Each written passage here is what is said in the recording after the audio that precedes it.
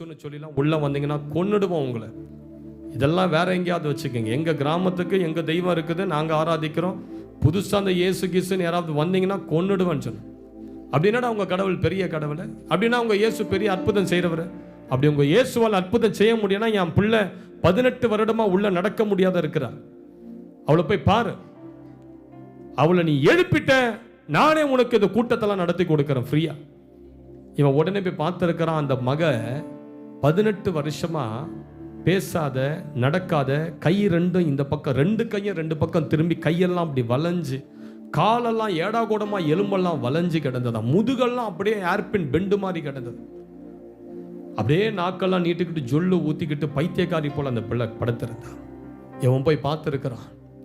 இயேசு கிறிஸ்துவின் நாமத்தினால எழுந்து நடன்னு சொன்னான். அவ்வளவுதான் பாருங்க, அந்த மக மேல அபிஷேகம் பாய ஆரம்பித்தது. அந்த எலும்பெல்லாம் அப்படியே சத்தம் போட்டுக்கிட்டு அப்படியே அந்த கையெல்லாம் அப்படியே ஸ்ட்ரைட் ஆயிடுச்சு, காலெல்லாம் நிமிர்ந்துடுச்சு.